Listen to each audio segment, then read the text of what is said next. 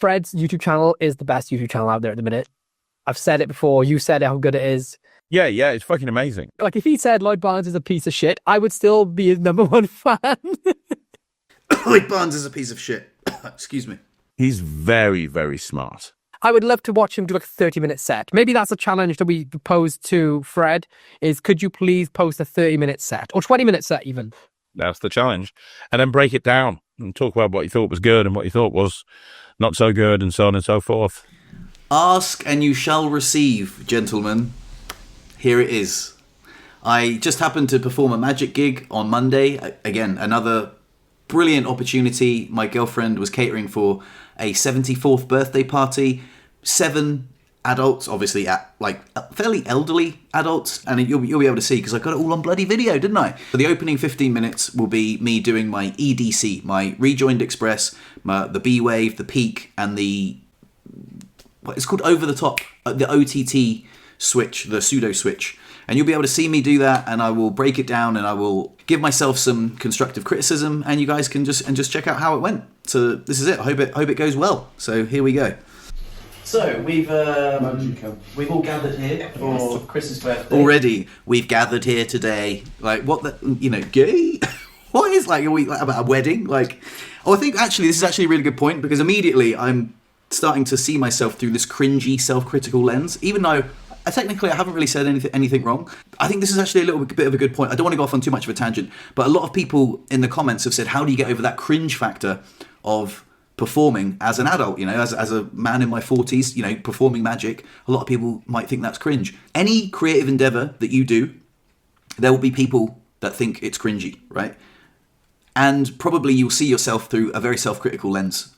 But you just got to get on with it and do it. And it's like a feedback loop. The more you get out there, the more you do it, like the more you get over like, oh, it's going to be cringe, the more you can just perform and share the love. And like, while I think this might be a bit of a clumsy performance and there's lots of things that I could criticize myself on, at least I'm doing it. And at the end, I got some beautiful feedback. Like this lady was 74 and she said at the end, she was like, out of all the 74 years I've been alive, this was the best birthday I've ever had. And that was amazing. I mean, obviously it was shared with friends and everything, but she adored the magic. She absolutely loved it. What I really want to do is encourage people to perform, and like if I look at myself and be like, oh god, utter cringe, then that's part of the journey, you know what I mean? It's a sign that you're moving in the right direction, take it as a sign of success, not failure, And also there's probably a lot I can learn from this. I very, very rarely see footage of myself performing magic, so anyway, let's start again. Right, let's go.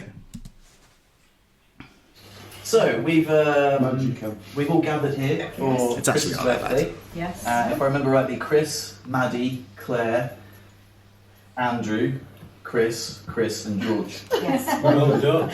That's the first trick. Amazing. In this company, it's a bloody amazing trick. Yeah.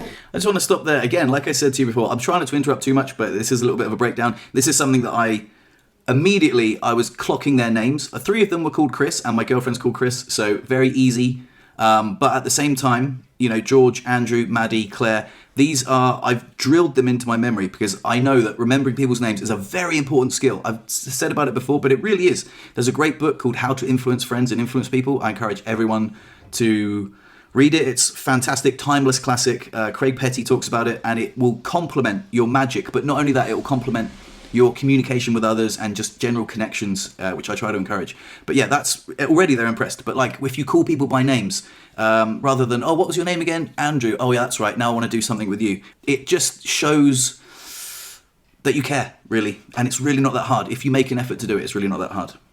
So I just want to let you guys know that magic for me isn't about like fooling anybody. It's not about like, me being the magician, being like, oh, look, it's about sharing sharing moments of wonder, like sharing moments that might seem a little bit impossible. Yeah. So that's why I do magic. It's for connection. Okay, it's not for it's more like about shared moments. Like, whoa, isn't that highly improbable or impossible?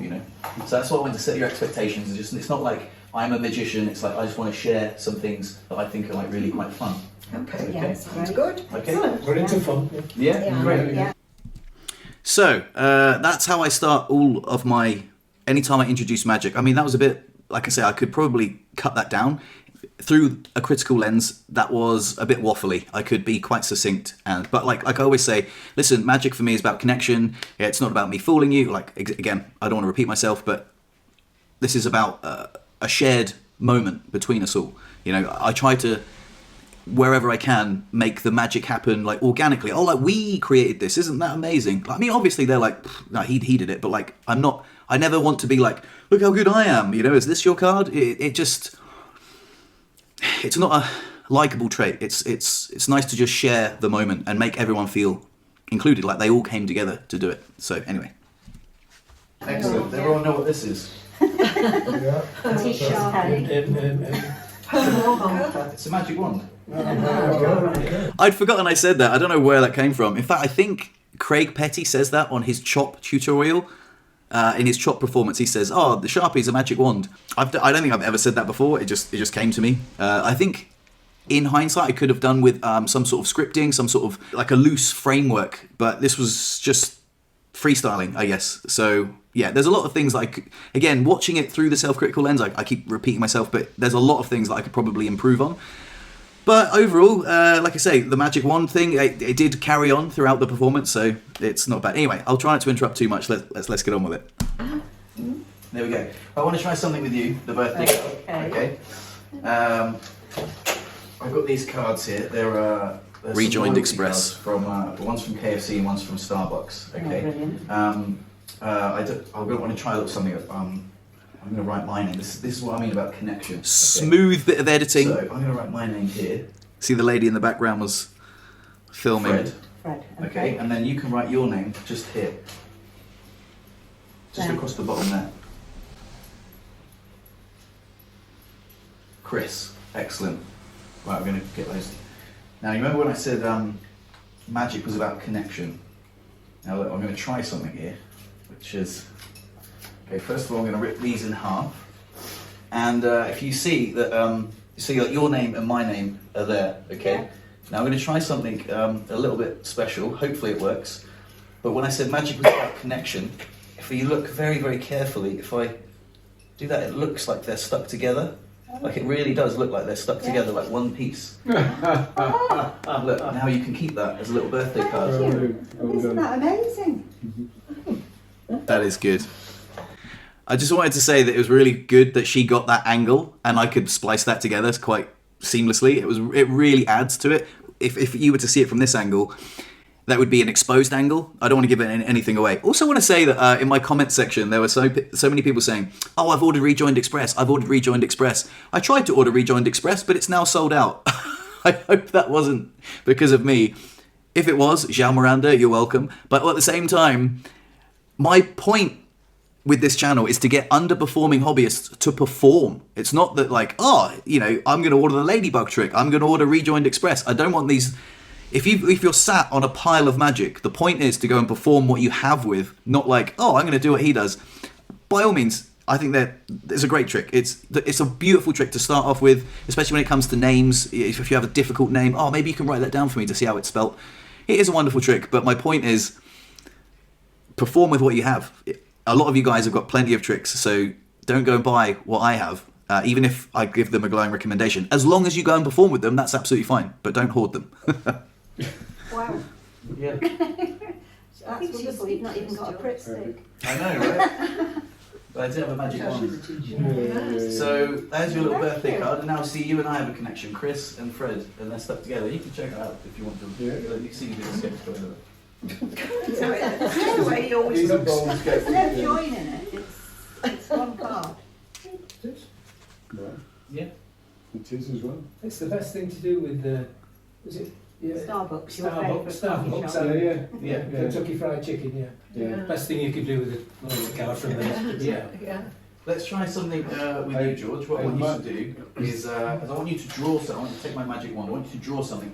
Something that's identifiable, but something that I wouldn't be able to guess. A lot of people draw flowers or smiley faces, so I want you to use your imagination. Draw something. You want me to imagination? You got the wrong guy here. Magic is about imagination. Okay. So what I want you to do is I want you to draw something. I want you to draw it in the middle, make it clear, and then when you're done, You can show people if you want, and then I want you to turn it over and write your name on the back.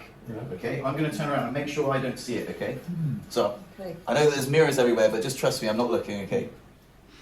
I just want to pause there. This is something that I've, do I have a billet? Yeah. So something that I've experimented with is get them to draw something and then turn it over and then write their name on the back and then just put it on the table. That's a really good way of letting them know what to do, essentially, because you can say, "Oh, just leave it on the table." You turn around, like, it's flashed, it's ruined. Turn it over, write your name on the back, and then all I do is just pop it in the wallet. We'll get back to that later. And anyway, you'll see. But I just want to double down on that because I don't know where I heard that from, but I've been using it ever since, and it's a very clear instruction that they seem to follow quite nicely. We trust you. Can I take a photograph? Is that all right? Yeah, well, Or you can do whatever you like. You're the birthday girl. Well, not of what he does. Yeah. put sunshine at the back, maybe. Oh, don't give Selfish, you. I'll have to put you in the home, Chris. Use your Put inner my name on voice. the other side. Yeah, turn it over, write your name on the other side.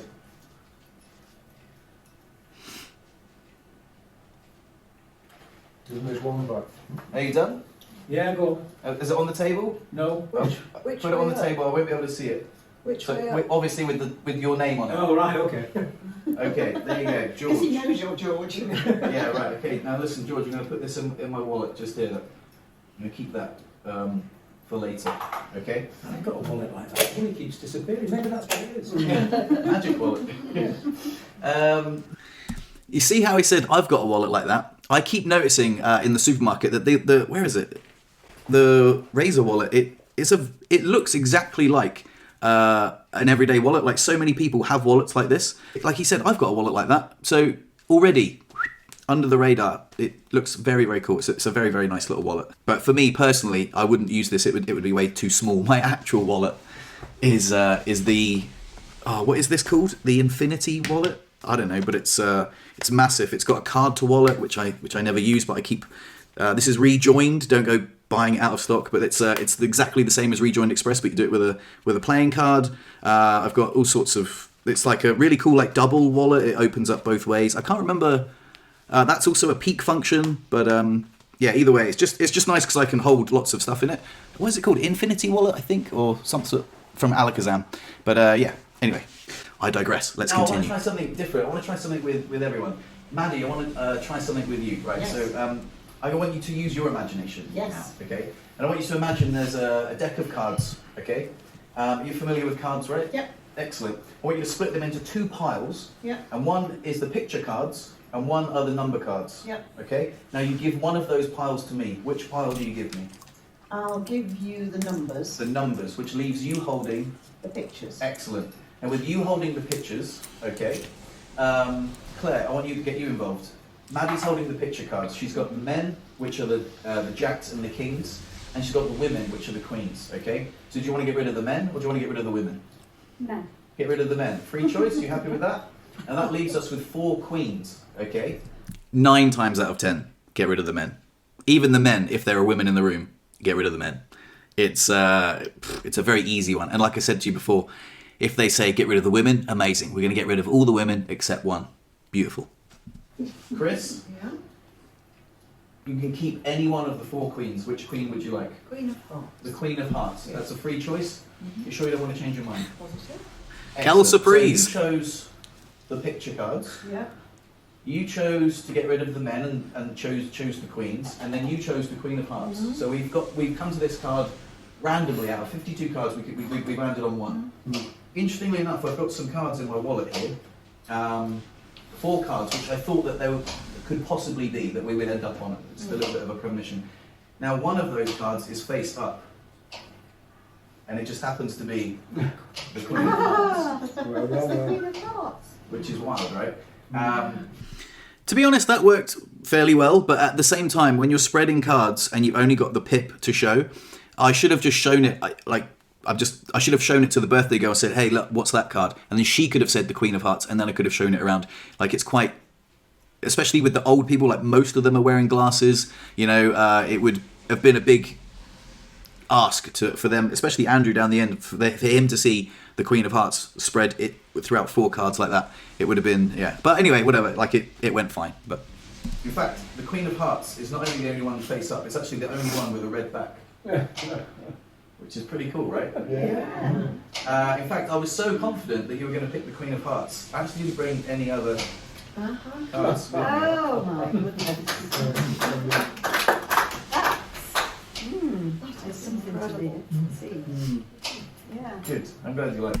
Now, I'll be honest with you, that is a fairly lukewarm reaction for B-Wave, because normally people are like, no way, that's amazing. I've got so much better reactions from my other multiple output. So, for example, if she picked the Queen of Clubs, I'd be like, look at this. You know, you could have picked any card, but, you know, you will choose the Queen of Clubs. I've got much better reactions from this.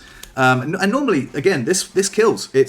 But that was a fairly lukewarm reaction. And if the birthday girl hadn't started clapping, I don't think it would have. Yeah, like I say, it was great. It went down well. I don't think there's anything I could have done better. It was a lovely. I think someone commented recently on oh, I love your take on B-Wave. Like, I forget that the tutorial is just like, I've got 4 queens here. I don't know, but I just feel like it's so much better if you do the equivocate and then you're like, and then you recap. Out of 52 cards, we've landed on 1. It seems a lot more powerful than like a 1 in 4. It's a 1 in 52, right? So yeah, I actually hadn't realised that I'd done it differently, but I guess that's my own take on it. But I'm sure a lot of people do the same way. But yeah. Are we all thinking, how? No, I'm thinking he's going to let him do my tax return. Andrew, let me try something with you. No. Oh, Okay. So I'm going to see. This is another. I just want to just double click on it one more time. But like knowing people's names, Andrew, let me do something with you, rather than like, oh, what was your name again? Let me do something with you. Man down the end, let me do something with you. Andrew, it's just personal and like I say, it's. I want you to think of a number. Oh. I'm just realising what I'm doing. I'm like, right, at this point, where's my wallet? At this point, right, I'm, right, let me do something with you. And I've pulled out, so I pull out all of them to like get one, and I'm getting my peak here. And I'm like, what is that? Like, what is that? I cannot guess what that is at all. And I'm like, yeah, let me do something with you. Oh my goodness, yeah. So I couldn't make out what it was. In full disclosure, I've got the privacy screen on, so it's not like it's not. Yeah, when I pull it up, it's. If you know what, if you know, you know that. I was. It went under the radar, but at the same time, I just couldn't make out what the guy had drawn. Between 1 and 100, make it a 2-digit number. Between 10 and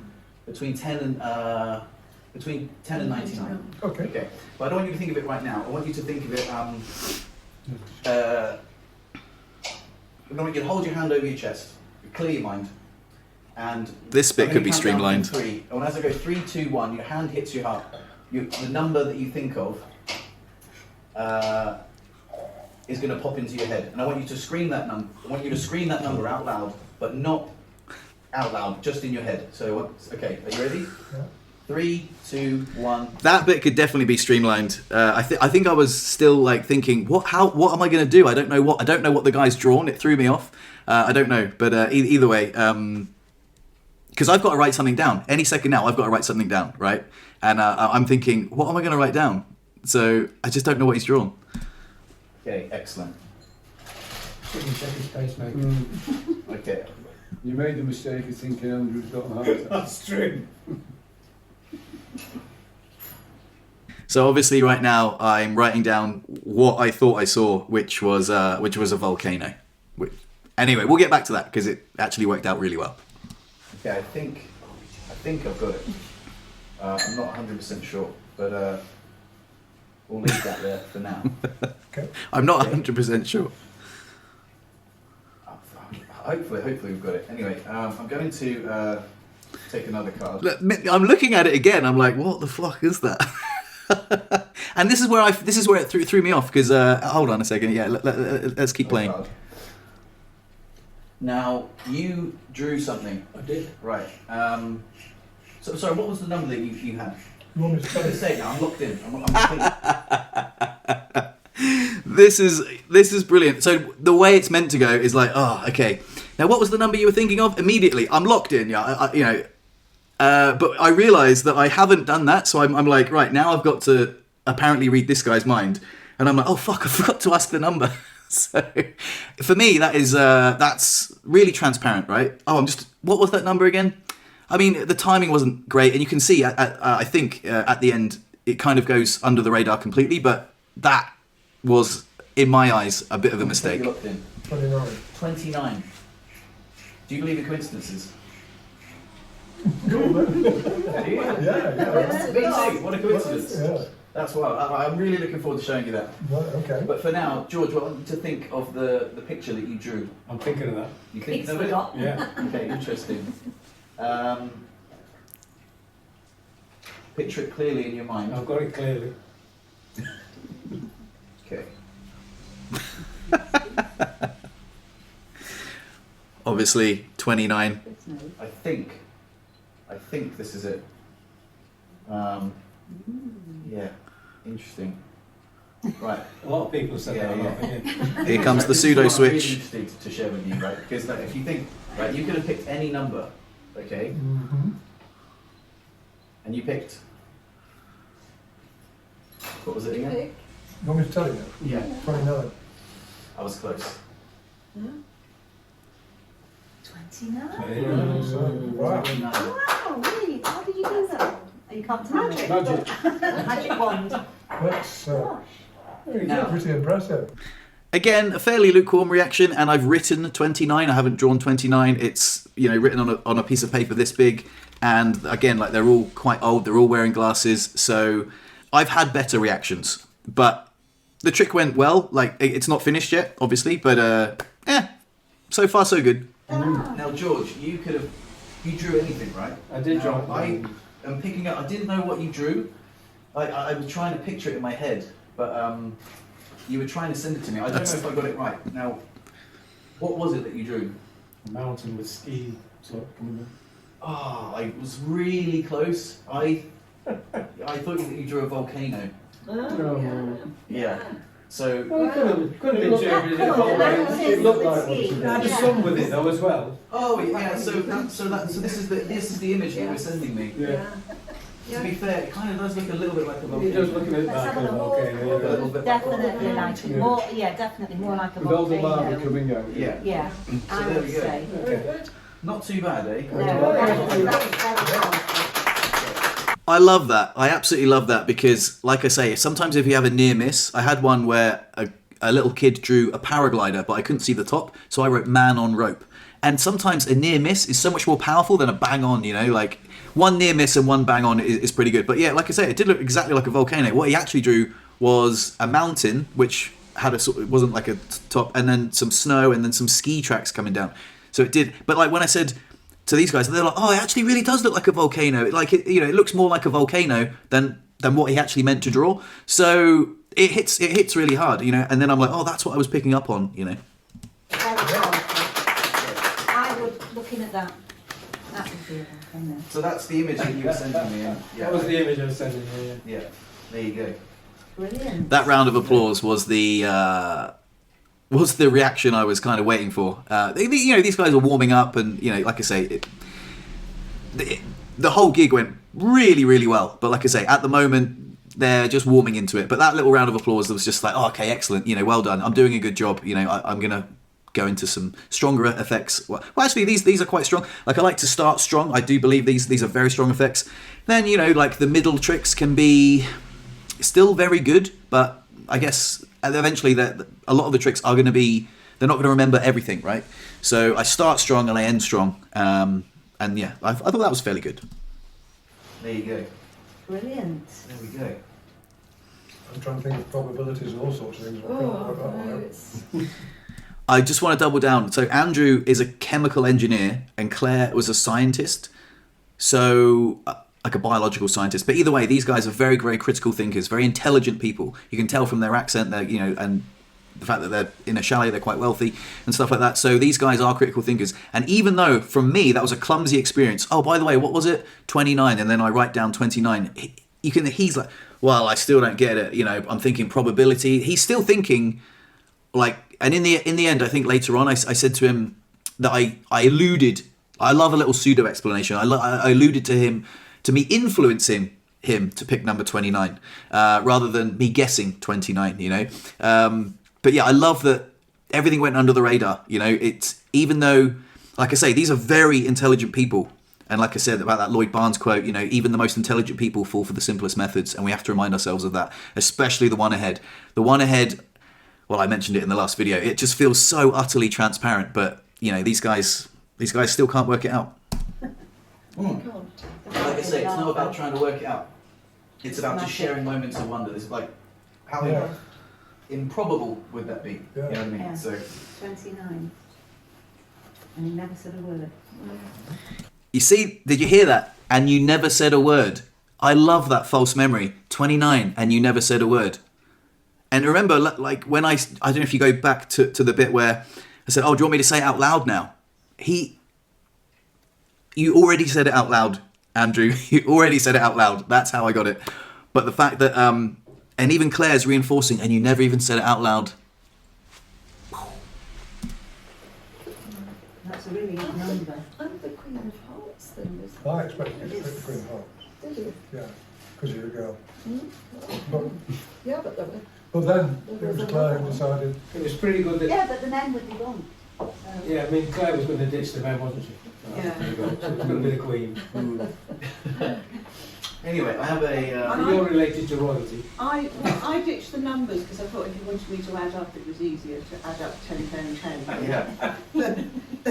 Sevens and nines. Yeah, exactly. Too true. I thought that was a good call, ditching the numbers. Yeah. But it would be interesting to know how many people ditched the numbers. You see? 2 piles. Which one do you give me? And now, in her memory, I ditch the numbers. I ditch the to us, it's transparent, right? It's clear as day. It's silly. It's everyday equivocate, right? But to them, you can see, they're like, oh, but I ditched the numbers. How many other people ditched the numbers? Would it have worked if I hadn't have done that? They don't know. Of course it worked. You could say whatever you want. It's going to work every time. Like, they don't know that. It's beautiful. I think that's pretty much it. Like I go into the birthday cards trick now, and it was her birthday. And one of the things was great was I really wanted to get, obviously it's her birthday today, so the 9th of the 2nd. But I wanted to know the date she was born. And when we were in the elevator on the way up, I said, oh, so how old is your wife? And she said 74. Born in 52. And I was like, thank you very much. I didn't need minimal fishing. I remember me and Chris were in the radio, and I winked. I was like, "There you go."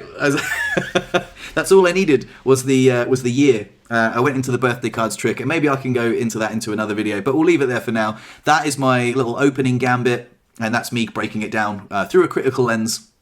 But as you can see, it was well received. It was well received. Like I say, I've had a lot better reactions. These aren't the best reactions I've had, but they're, like I say, at the end of the evening, it was really lovely. And also another thing I wanted to double down on was they asked me to stay for dinner after the magic. They were like, oh, please stay. And I said, oh, only if it's okay with Chris.